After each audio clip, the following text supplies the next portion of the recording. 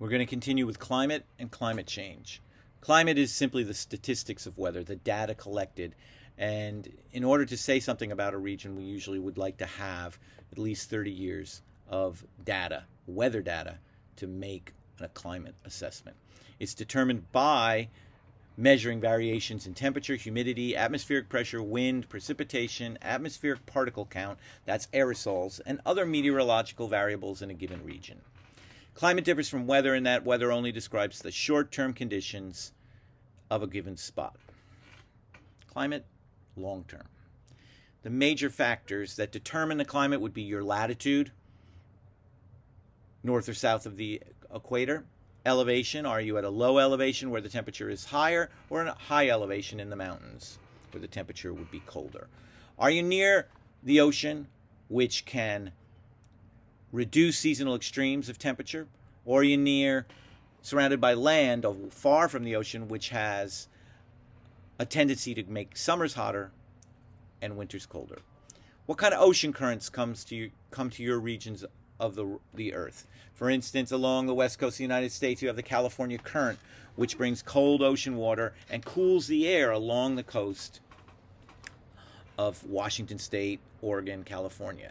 Or do you live in the United Kingdom, France, Italy, not so much Italy, France, Holland, Belgium, Scandinavia, where the Gulf Stream moderates what would otherwise be a colder climate? Global and local winds. Are your winds blowing from a southerly region, bringing warmer air to your area, or are they blowing from a colder region?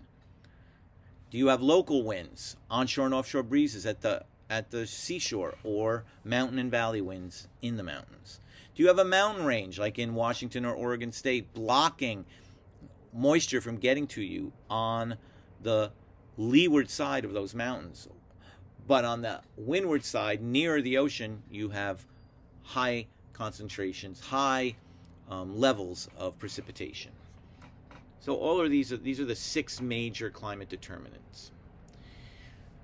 From those determinants, people have been able to put together maps. And the Köppen climate map is the most famous climate map introduced in the 1880s. The map has 5 distinct groups, each with seasonal precipitation and temperature patterns unique to the grouping. The 5 groups are tropical, always designated as letter A on the Köppen climate map, B dry, C temperate, D continental, and E polar. And you can see there are details here where each of those sections, A tropical, has 3 subsections: savanna, monsoon, rainforest. Dry has 4 subsections of cold desert, hot semi-arid, and so on. Temperate, which is what we are more and more becoming, letter C, we would be considered at this point a humid subtropical, more and more climate, whereas we had been continental climate. We had been warm summer, humid continental. We are no longer considered that. Continental tended to have colder winters. And polar. And again, a quick overview of these categories. Tropical, again, the average temperature greater than 64 F, more than 59 inches of rain or precipitation a year. Dry, the climate zones are so dry because moisture is rapidly evaporated from the air, very little precipitation. Temperate, in this zone, are typically warm and humid summers with thunderstorms and mild winters. This is what we are becoming, but in the past we had been considered continental. These regions have warm to cool summers and very cold winters. In the winter, this zone can experience snowstorms, strong winds, and very cold temperatures, sometimes below negative 22 degrees Fahrenheit. And finally, polar. And polar never gets much warmer than 50 degrees, even in the summer, and the low temperatures are extremely low. This would be a global picture of those different climate zones. Not hard to visualize. Again, we're at about 40, and you can see in the past we were at the northern zone of temperate. Temperate is now moving up further, while continental pushes up further north. And here we are. This is as of 2018, a map that was made with these Köppen climate designations. We have our continental here. We have our temperate. And we can see that there was a continental type of light blue here that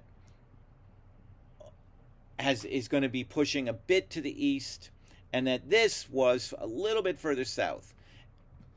And we can see that these things are changing. This light blue is now expanding to the east in through New England, while this darker blue, colder in the winter, is moving further north, and this lime green is moving into our region and pretty much covering us. So we're pretty much now in the lime green, getting warmer. And you can see there are changes for the future in other parts of the Earth. If you examine this difference, 1980 to 2016 in the top map, 2071 to 2100 in the bottom map.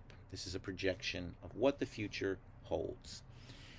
Why is the climate changing? We know why. Because of human anthropomorphic or anthropogenic greenhouse gases being pumped into the atmosphere through the combustion of fossil fuels. Though fossil fuel combustion produces huge amounts of carbon dioxide, which is a potent greenhouse gas. Carbon dioxide has always been in the atmosphere. If we didn't have it, the Earth would be a frozen snowball. Methane has always been in the atmosphere, but you can see the levels are much lower than they are now.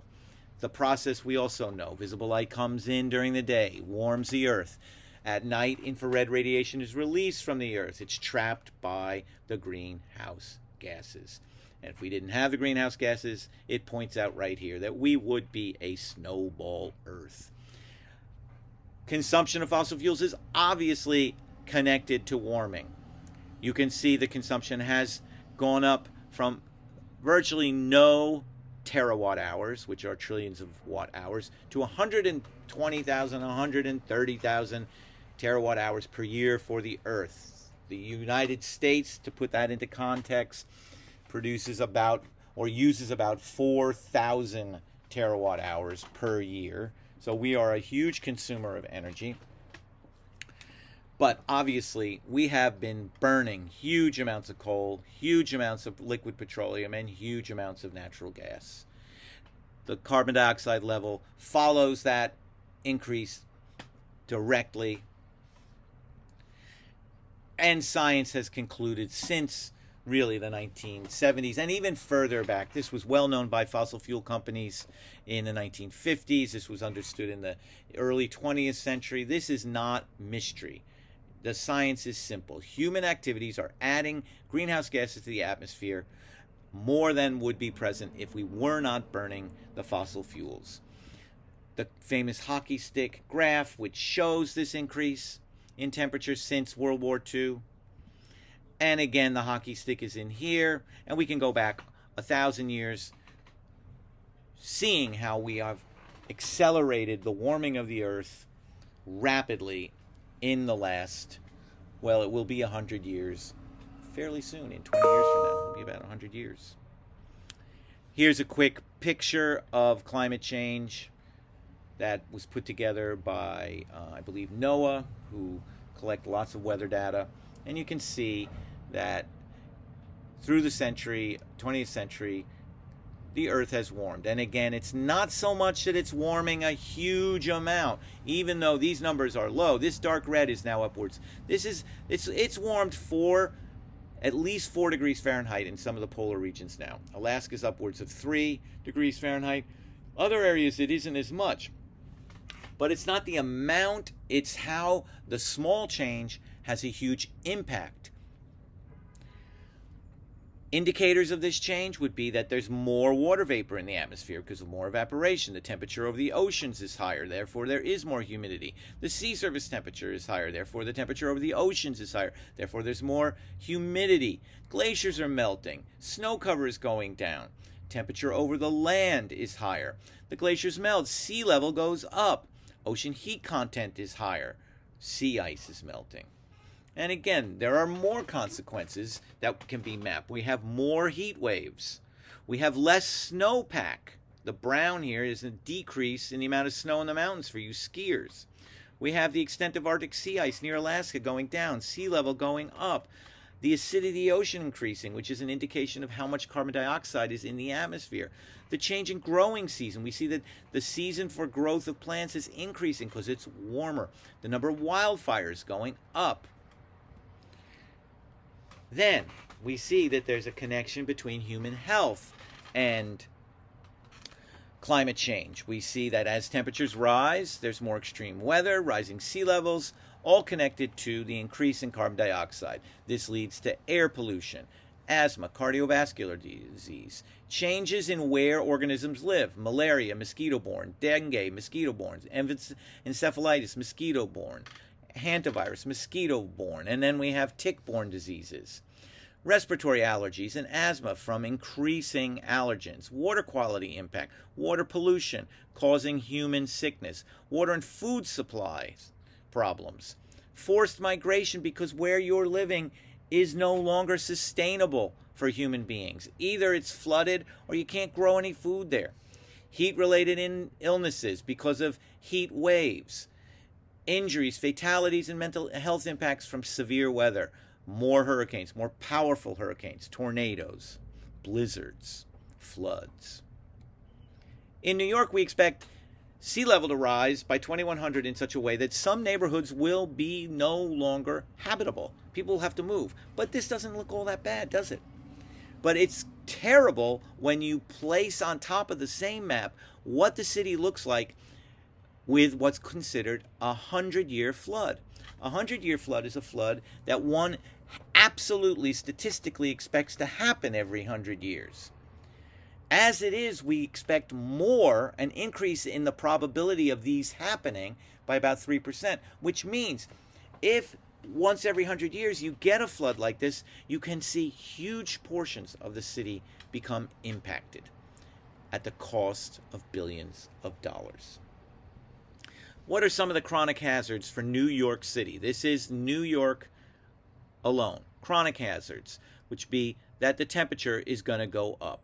Baseline 54 degrees on average now, going up conservatively 4 to 5 degrees, high end 6 to 7. Precipitation, 50 inches now, upwards of 25% more at the high end by 2100. Sea level rise. Let's just say there's 0 between 70 and 2000, 11 to 21 inches, 30 inches, and by the end of the century, upwards of 50 to 75. Extreme events, number of days per year with a maximum temperature above 90. Now 18, 2050, 57 at the high end. Heat waves, 2 going up to 7. Duration, average duration in days of a heat wave from 4 to 6. Number of days per year with a minimum temperature at or below 32 Fahrenheit. Winter, snow. Now it's 71. It's going to go down by 20 days. That's a big change. And then finally, the floods. Well, now when we have a 100-year flood, we expect the water to be at approximately 11 feet higher than average. That's going to go up to almost 14 feet by 2050. Frequency of 100-year floods, we expect them to be more frequent, increased chance of that by almost 4%.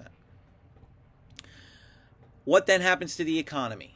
Well, the economy in this map is showing us, the map is showing us that where you get redder, you have a reduction in your gross domestic product per year. So this whole region of the United States is going to be producing less by an order of 15%, 10%, 5%. We will have a smaller change, but this impact to us almost to a third of the country means that the rest of the country will have to be supporting that change, and people will move from there. Where are they going to move? So the consequences of climate change are real. And with that, I think we will move on to a new section of our Earth Science curriculum. That song always says something is coming to an end.